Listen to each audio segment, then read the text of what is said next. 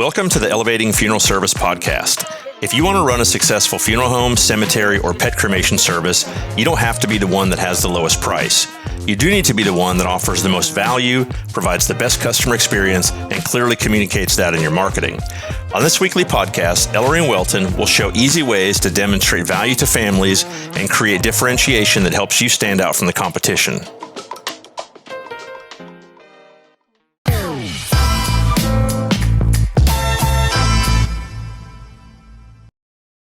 Hey everyone, I'm Ellery Bowker. That's my good friend Welton Hong, and you are listening to the Elevating Funeral Service podcast.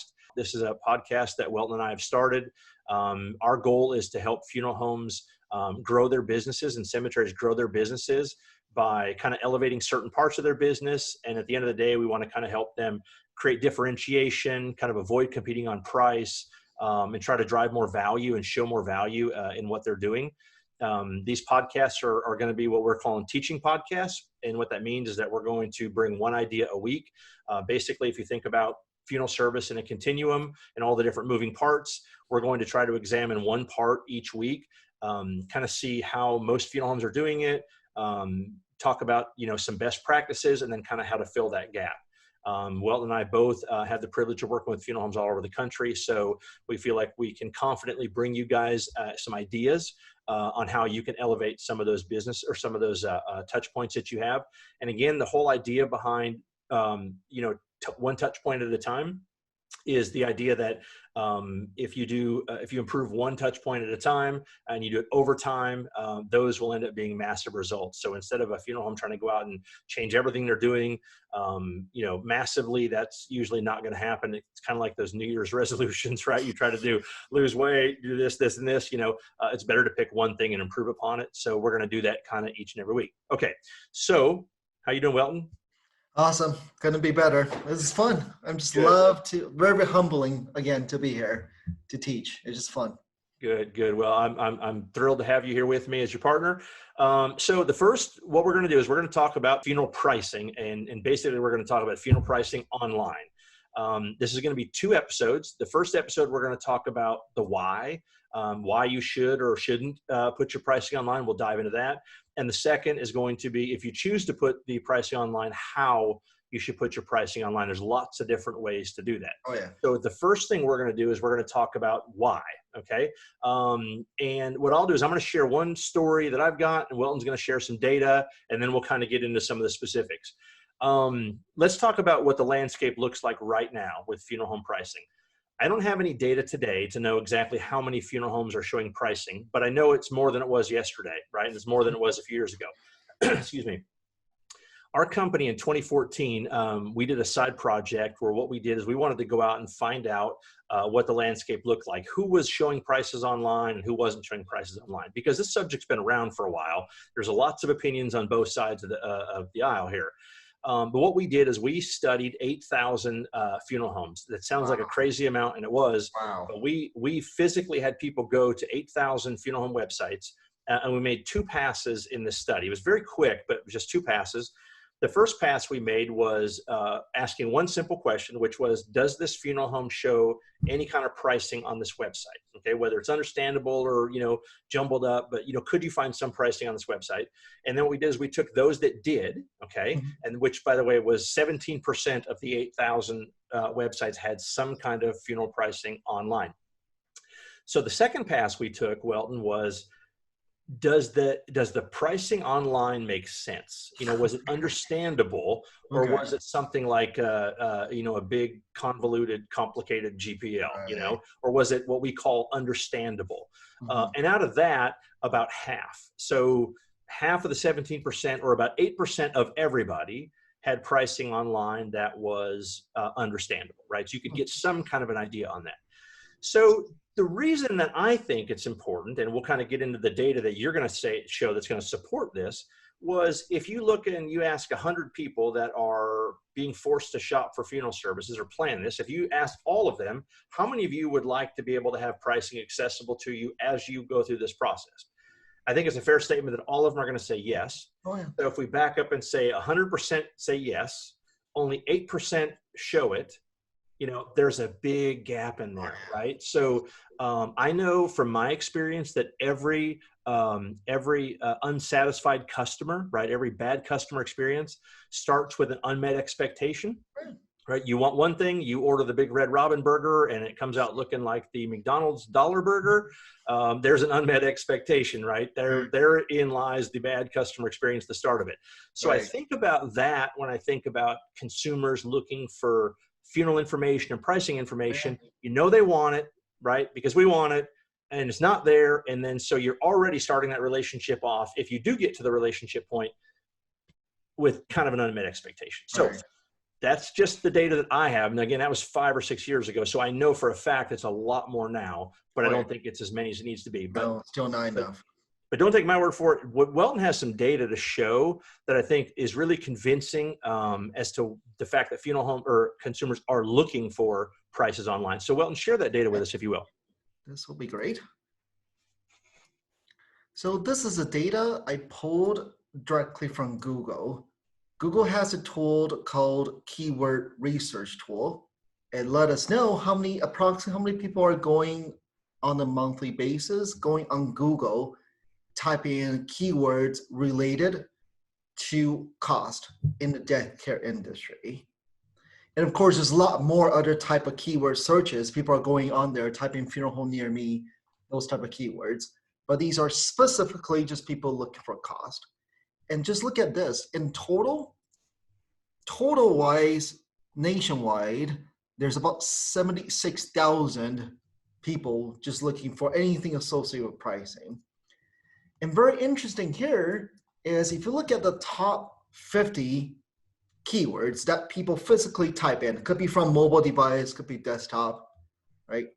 Very often we thought if people type in cremation cost, they're looking for cheap, right? They're looking for affordable.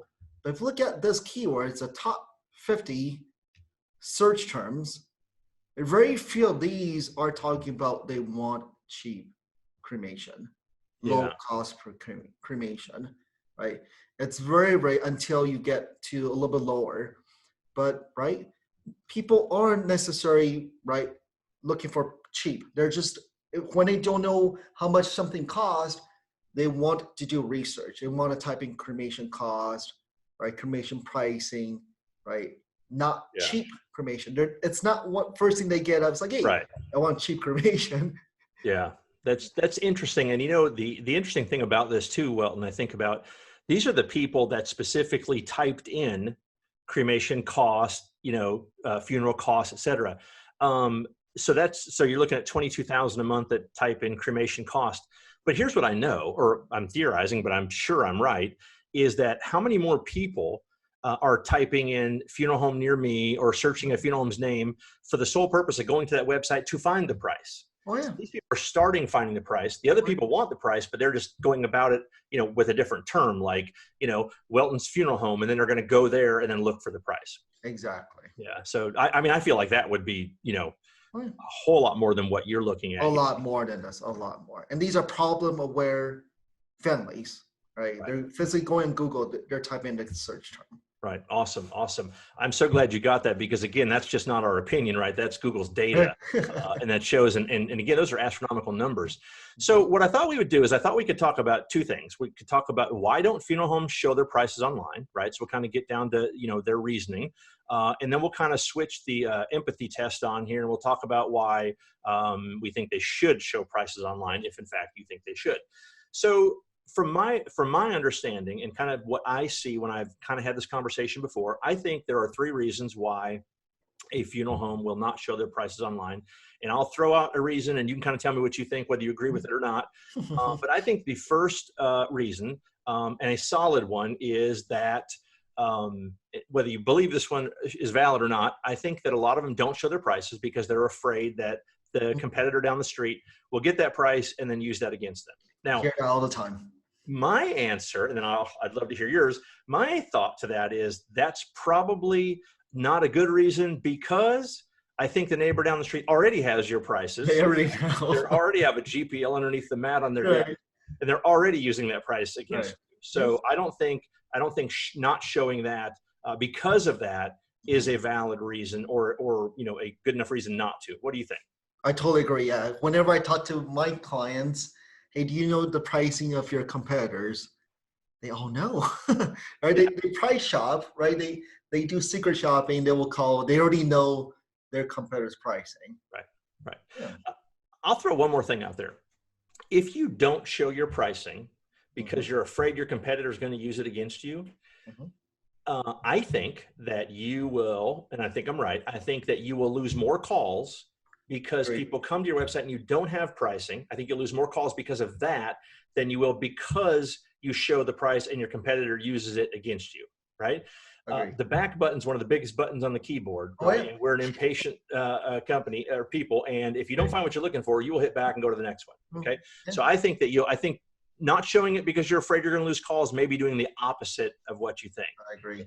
Because if your competitor already showed the pricing and you don't, I will go with somebody. Me personally, I will go with somebody who are already sharing the pricing. If you're multiple competitors, they're all showing pricing, and you don't, most likely they're gonna exit it off right away.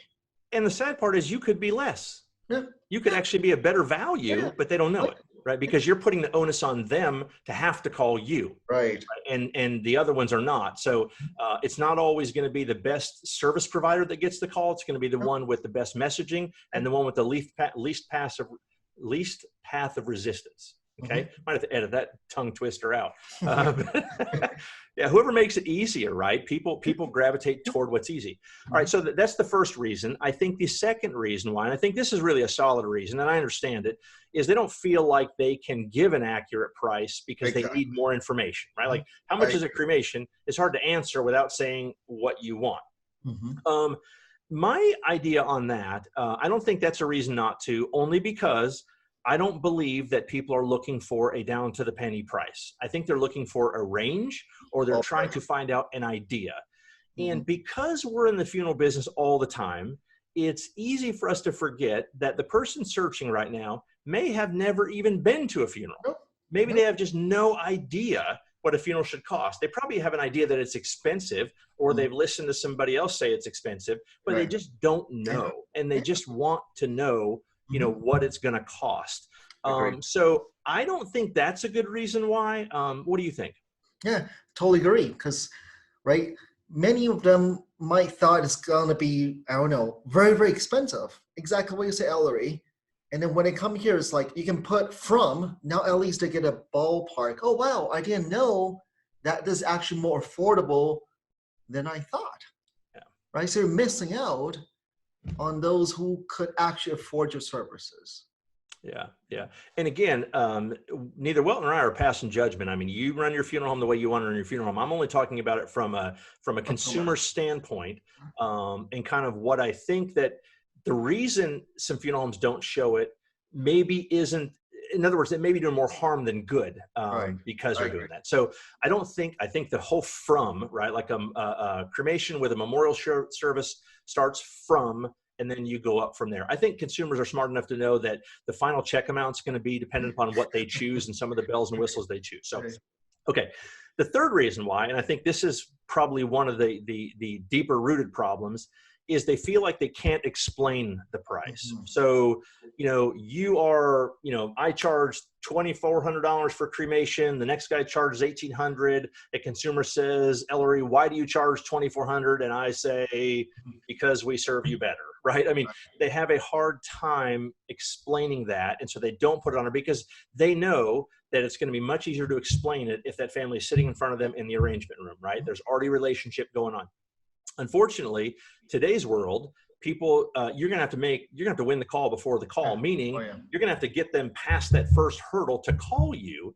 And if you don't show the pricing on there because you're afraid you can't justify it without meeting with them, you may never get to meet with them because of that. So what do you think? I totally agree. Because I think still they're missing out more than not, right? Putting it from ballparks, right? Your packages, which Ellery will show some in the next episode, some of the funeral homes, how they put package deals. As a consumer, it's easy for me to understand, right? These are the certain ranges. I think it's just easier for consumers to understand. Yeah, I am so excited about next week's episode, Sure. guys, because we've got some real examples to show you. Again, we don't want to come on here and theorize. We want to show you examples of kind of how it's not working and ways that it really is working. So some of these reasons why you may not be showing your prices online right now, I'm hoping that next week with what you see on this episode, that we can make the case for you and show you a way that you can do it. So you can benefit from having it on there and still kind of ease some of your worries about why you're not putting it on there now. Okay. Right. So let's shift gears now real quick, Welton, and let's talk about 3 reasons why they should put prices online. Okay. And I'm going to be in that side of the aisle, and we don't have to debate this. I think Welton's on the same side I am, but I want to make a case here why that you should put pricing online. And many times what we do in our company, and I know Welton, you do the same, when we're trying to decide how we do something, we try to pass what we call the empathy equation, right? Or the empathy test. In other words, let's not talk about how it's good for us. Let's talk about how it's good for the customer. And if it passes that test, then we kind of go to the next step in development. So I think there's 3 questions that the funeral home or cemetery should ask themselves when determining whether or not to put your prices online. Okay. Well, and the first question is, do the consumers want to see prices online? Yes, definitely they want to see pricing, because Ding, if you ding, ding. don't know anything, right? If you don't know how much things are, you always just want an expectation as approximately how much it is. Right. Consumers, we expect pricing Yep. on websites. I'll give you kind of a clear reason why I would want to see it online. I'm the one paying for it, right? So I'm going to be the one paying for it. Eventually, someone's got to tell me how much this thing is, right? So I definitely want to see it online, right? I don't want the burden to be on me to have to call you, right, to find out how much that thing is. I don't want to do it, and I'm pretty sure no one else wants to do that too. So I think that it's pretty well known that if you put yourself in the customer's shoes, right, take this from an empathy standpoint, do consumers want to see the pricing? Yes. Okay. Second question is, and this is a key one, do they expect to see prices online?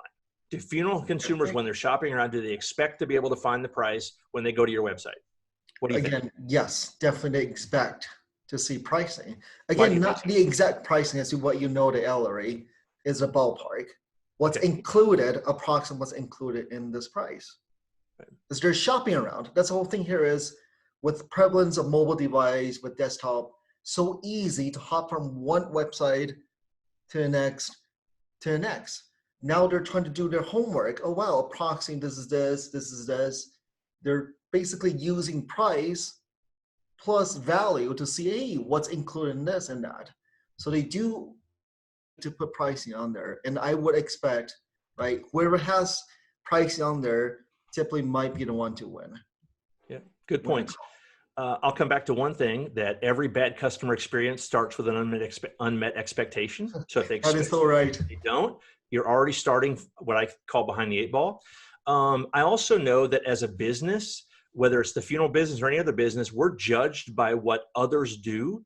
So Amazon is making it hard for every e-commerce person out there, because we're now, if I come to your website to buy something, and let's set funeral home aside for a second, if I come to your website to buy anything, I am so used to what Amazon has made it so easy that your process could be easy, but it's not that easy. So I'm judging you based upon what Amazon is giving me, right?